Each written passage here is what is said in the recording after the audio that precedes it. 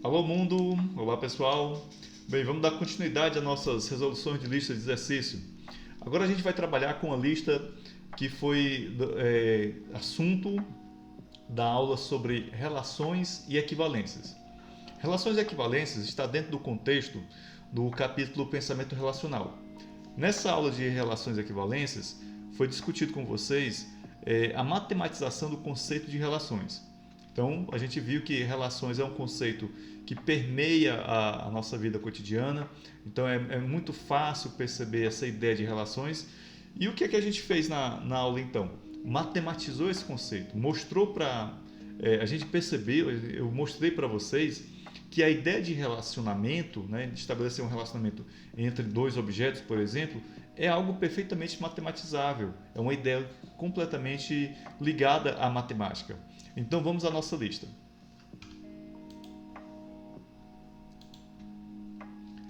Nessa nossa lista, nós iremos trabalhar com alguns objetos que também já foram trabalhados em outros momentos, como por exemplo conjuntos, grafos, certo? Porque eles também estão dentro do conceito de relações.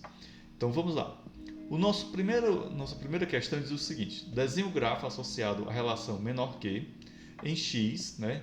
Aliás, seja x esse conjunto formado pelos números 0, 1, 2, 3 e 4.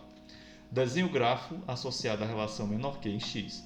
Esse grafo deve ser orientado ou não orientado? Ele pergunta, né? Então, para a gente desenhar esse grafo, a primeira coisa que a gente precisa fazer é identificar todos os pares A e B, né? Porque afinal de contas nós temos aqui uma relação, né? Todos esses pares onde A é menor que B.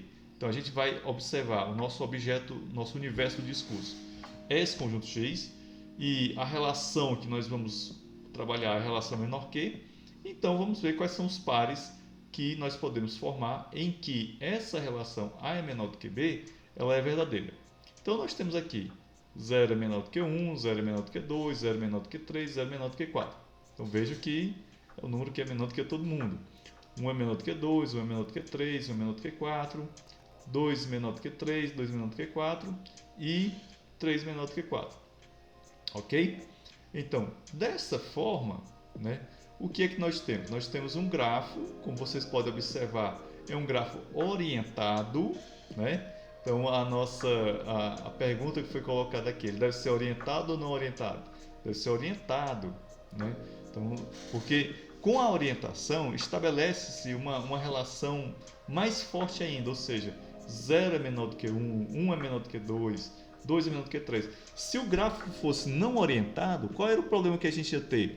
Nós íamos poder assumir que 1 é menor do que 0, né? Então, porque não teria orientação. Então, por isso, o gráfico ele deve ser orientado. Então, aqui temos uma apresentaçãozinha bem interessante. Observe que o 0 ele possui arestas ligando todos os vértices, né, dos demais vértices, certo? Então, esse é o nosso grafo orientado, que representa, né, ele é um grafo associado à relação menor que, utilizando o conjunto X. Ok? Vamos aqui para a nossa segunda questão. A segunda questão ela diz o seguinte: dada uma relação em Z, ou seja, o conjunto dos números inteiros, né, por ARB, se A ao quadrado é igual a B ao quadrado. Então, essa relação é uma relação definida no conjunto dos números inteiros e A está relacionado com B se A ao quadrado for igual a B ao quadrado. E aí temos algumas perguntinhas. Prove que R é uma relação de equivalência. Bom, a gente viu em sala de aula que para que uma relação ela seja classificada como sendo uma relação de equivalência, ela precisa satisfazer algumas propriedades. E a prova para a gente... a prova ela vai ser justamente em cima dessas três propriedades. Então vamos lá começar. Para ser uma relação de equivalência, R deve ser reflexiva, simétrica e transitiva, que foi o que eu acabei de falar. Eu apenas não tinha dito quais eram as propriedades.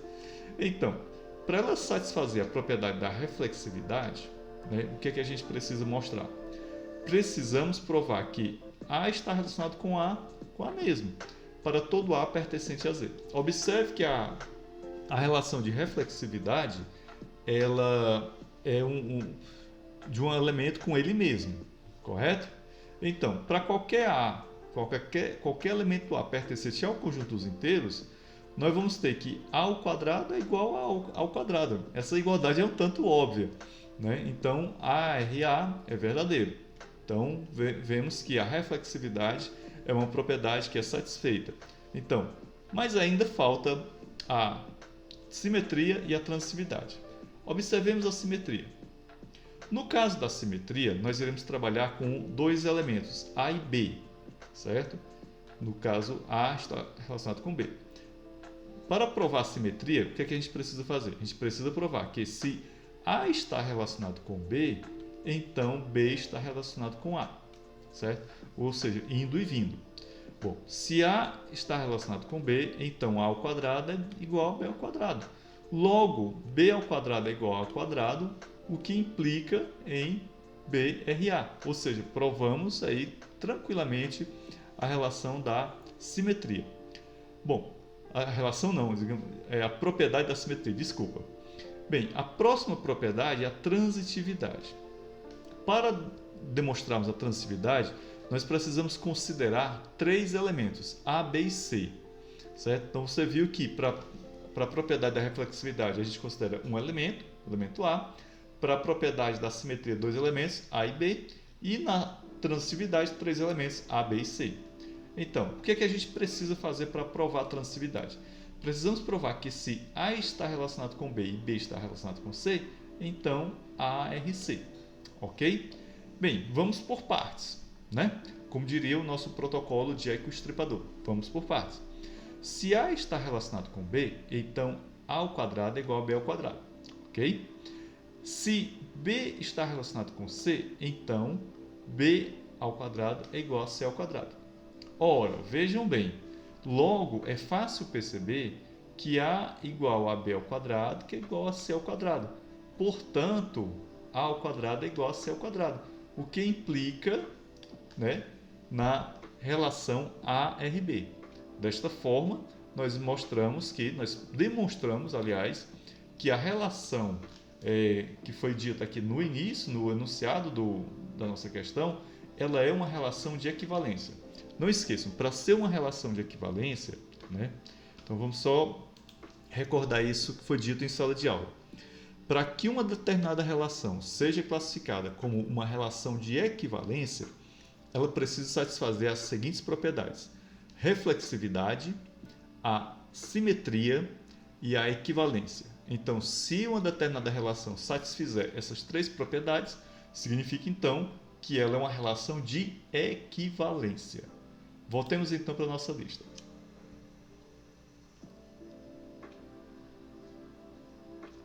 Bem, a letra B, ela pede para a gente descrever classes de equivalências, né? As classes de equivalência.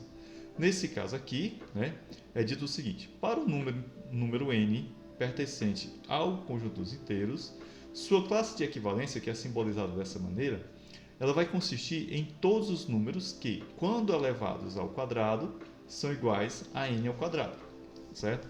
Dito de outra forma, nós teremos n é igual a x pertence a z, tal que x ao quadrado é igual a n ao quadrado, né? Tal que n menos n, né? Ok? Por exemplo, então nós vamos ter 0, né? A classe de equivalência é 1, 1 e menos 1, 2 e menos 2, 3 e menos 3, certo? Ou seja, em geral, cada classe de equivalência contém exatamente dois números, o número e seu oposto, exceto para o zero, né? Por razões óbvias, ok? Então a letra B são as classes de equivalência dessa relação, né? Que é definida A ao quadrado, B ao quadrado, ok? Então, mais uma vez, veja aqui a letra B, certo? E é bem tranquilo compreender isso, dado que a gente já explicou em sala de aula. Bom, terceira questão. Na terceira questão é dito o seguinte: explique por que a relação R em 0, 1 e 2, ou seja, nesse conjunto aqui, dada por, né, eu tenho aqui o conjunto R que forma, né, a relação nesse conjunto aqui. Então, essa relação não é uma relação de equivalência. Então, aqui nós vamos mostrar que não é uma relação de equivalência, certo? Então, para que não seja uma relação de equivalência, o que é que vai ser preciso? Nós vamos precisar demonstrar as três propriedades? Não. A gente vai demonstrar uma de cada vez. Se em uma dada demonstração essa propriedade falhar, a demonstração dessa propriedade falhar, significa então que aquela relação não é uma relação de equivalência. Ok? Bem, então aqui é muito tranquilo, certo? Observem bem. A relação R, né, que é dada por esses pares aqui, ela não é uma relação de equivalência. Por quê? Ela, na reflexividade, ela é satisfeita, certo? Então nós temos 0, 0, 1, 1, 2, 2, os pares. Então, lembre-se do conceito da propriedade da reflexividade. Porém, na simetria, na propriedade da simetria, ela não é satisfeita. Observe que eu tenho o par 0, 1, que pertence à relação R, mas o par 1, 0 não pertence à relação R. Eu tenho o par 1, 2, que pertence à relação R, mas o par 2, 1, né? Mas o par 2, 1 pertence também, ok? Mas o fato de eu não ter o par 1, 0, né, aqui, faz com que a simetria não seja verificada, correto? Bem, e a transitividade ela também não é satisfeita. Vejamos por quê. Eu tenho o par 0, 1, pertence a R, eu tenho o par 0, 1, 1 e 2, mas o par 0, 2, ele não pertence a R. Portanto, a relação R falha em ser uma relação de equivalência por não satisfazer as propriedades da simetria e da transitividade. E aí fica fácil a gente abrir um pequeno parênteses.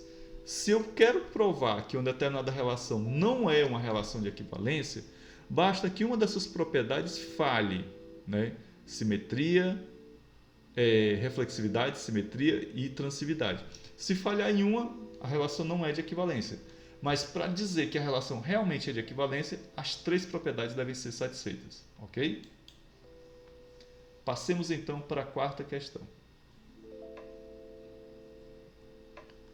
Na quarta questão é dito o seguinte: lembra da definição de números pares, né? A definição de números pares é um inteiro n é par se n é igual a 2k para algum inteiro k. Defina uma relação R em Z, ou seja, uma relação no conjunto dos números inteiros, assim: x está relacionado com y quando x mais y é par. Será que essa relação ela é uma relação de equivalência? Vamos mostrar, né? Vamos procurar demonstrar se ela é ou não. Bem, reflexividade. Será que a propriedade da reflexividade é provada? Então, nós precisamos... Só vou levantar aqui um pouquinho. Então, veja bem. Nós precisamos provar que x está relacionado com x para todo x pertencente a z. Certo? Ora, para qualquer x que pertence a z, x mais x vai ser igual a 2x. Essa igualdade aqui é bem óbvia, né? Essa é a álgebra elementar, que no caso é sempre par. Logo, x rx é verdadeiro para todo x. Então a propriedade da reflexividade está ok, ela realmente é satisfeita. A simetria. Como é que a gente vai demonstrar a simetria? No caso da simetria, lembremos, simetria eu tenho dois elementos, no caso aqui x e y. Precisamos provar que x está relacionado com y, que se x é ry, então y é rx, ok? Então, se x é ry, então x mais y é par. Como a adição ela é comutativa, né? Lembre-se da propriedade da comutatividade que foi visto no ensino fundamental, foi visto no semestre passado em lógica matemática.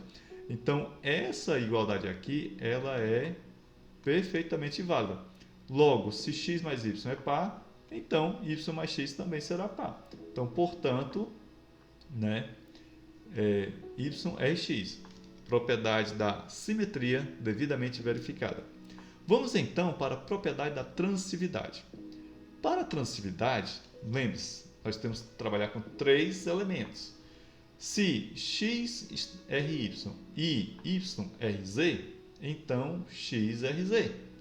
Ok? Bom, nesse caso nós vamos ter o seguinte: se x está relacionado com y, então x mais y é igual a 2k. para algum k pertencente ao conjunto dos inteiros. Ok. Se y está relacionado a z, então y mais z é igual a 2m para algum m pertencente ao conjunto z. O que é que nós vamos fazer? Dessa primeira equação, né, x igual a 2k menos y, nós vamos fazer o seguinte. Vamos substituir ela em x mais z, que é, né, a nossa próxima equação. Fazendo a substituição, nós vamos ter o seguinte, certo? Como y mais z é igual a 2m, temos z menos y igual a 2m menos 2y, né? Logo, x mais z é igual a 2k mais 2m menos 2y, né?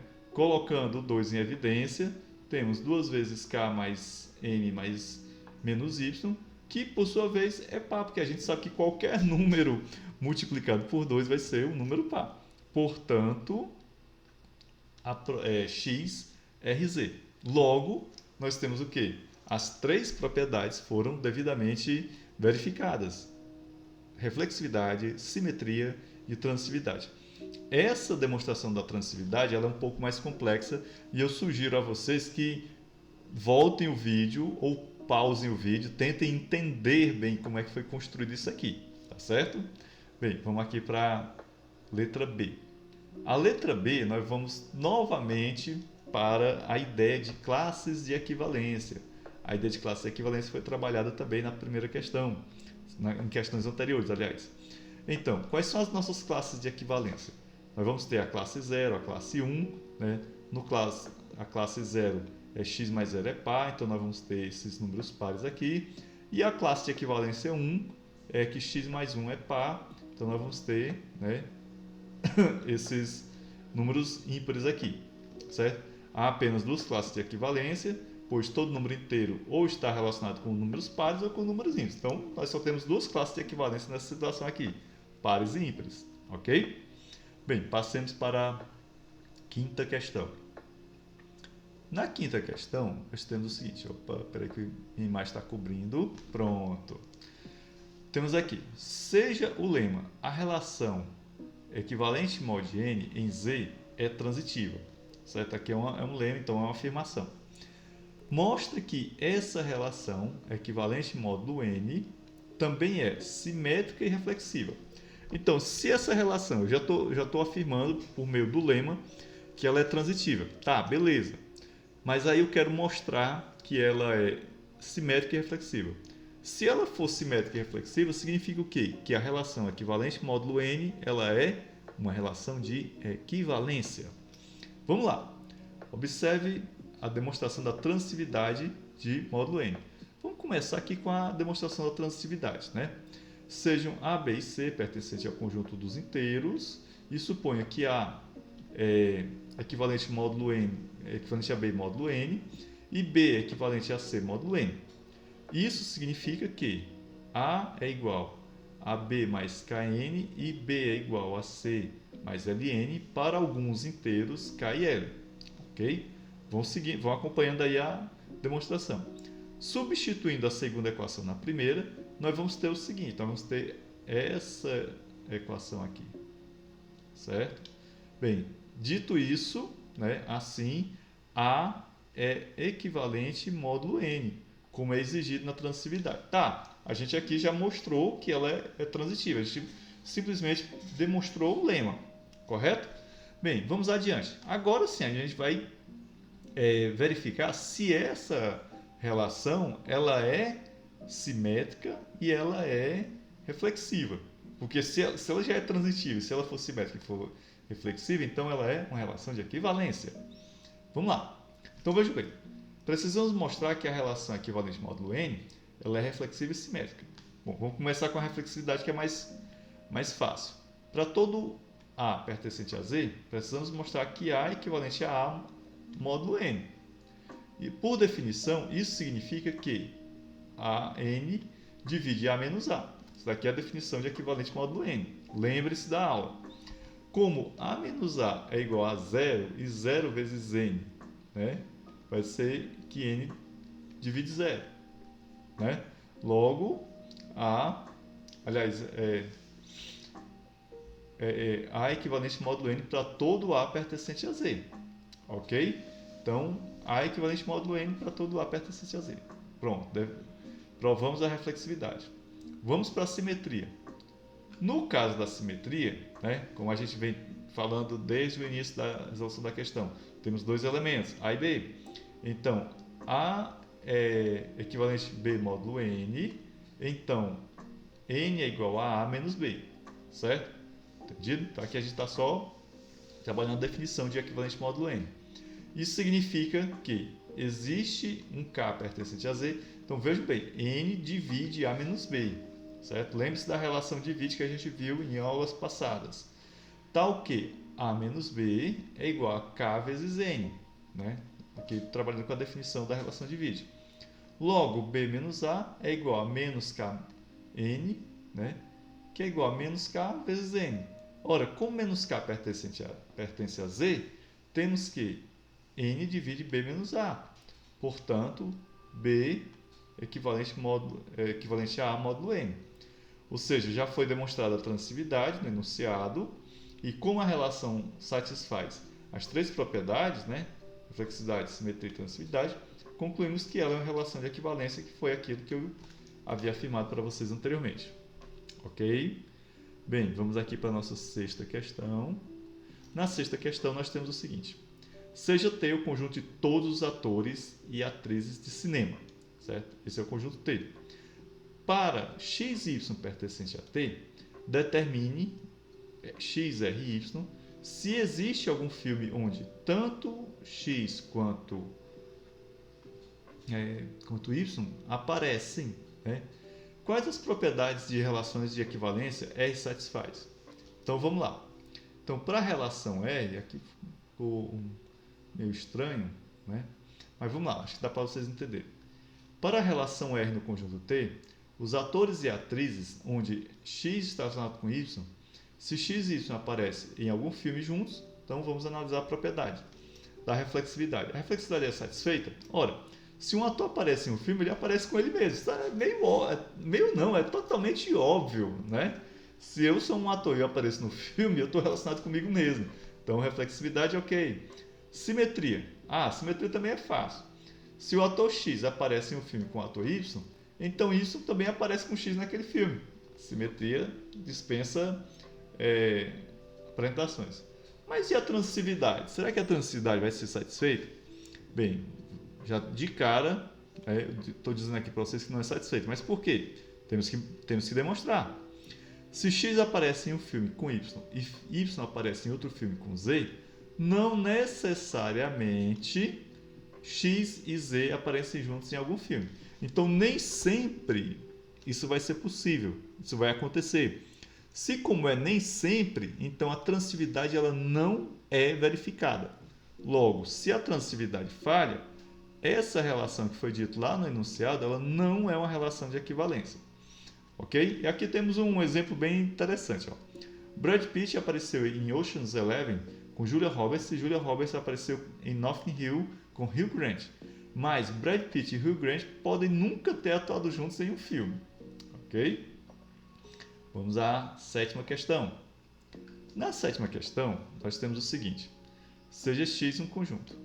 Defina uma relação R em Px por ARB equivale a A interseção B igual ao conjunto vazio. Ou seja, essa relação, né, de A e B, ela é um conjunto vazio. Para A e B pertencente a Px, certo? No caso aqui, Px é o conjunto das partes de x, ok?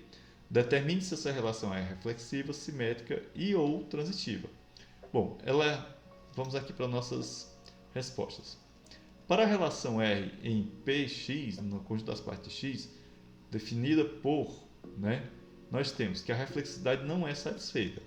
Mas por quê? Veja bem. Para a RA ser verdadeiro, precisaríamos ter que a interseção A fosse um conjunto vazio. Mas a interseção A é uma propriedade que a gente sabe que é o próprio A, certo? Que só é vazio quando A for igual ao conjunto vazio. Logo, a propriedade não vale para conjuntos vazios, ok? Bem, a simetria é satisfeita. Por quê? Veja bem, se A está relacionado com B, então a interseção B é igual ao vazio. Pela comutatividade, B interseção A também será vazio. Logo, BRA, certo? E a transitividade ela não é satisfeita também, como vocês podem observar, né? Ora, sejam A, um conjunto formado pelo elemento 1, o B o 2 e o C o 1 também, né? A interseção B ok, a RB e B interseção C igual ok. Só que a interseção C vai ser igual a 1, que é diferente de conjunto vazio. Logo, essa relação, a transitividade, ela não vale para essa relação desta forma, né? Falhou também, ok? Bom, gente, então dessa forma a gente encerra por aqui essa lista, mas assim como nas outras listas, é interessante a gente observar, falar um pouquinho sobre a contextualização desse conteúdo, né, o estudo de relações para a ciência da computação, certo? Então, o estudo de relações e equivalências, como foi apresentado nessa lista, ele é importante para a formação em ciência da computação por diversas razões que se manifestam tanto no desenvolvimento teórico quanto nas aplicações práticas da área. Bem, vamos começar com a fundamentação teórica e aplicações práticas, né? Então, primeiro, abstração e modelagem. Os exercícios sobre relações eles desenvolvem a capacidade de abstração, uma habilidade crucial na computação. Isso eu já falei muitas vezes para vocês sobre o quanto na nossa profissão, na área da computação, a gente trabalha com abstração.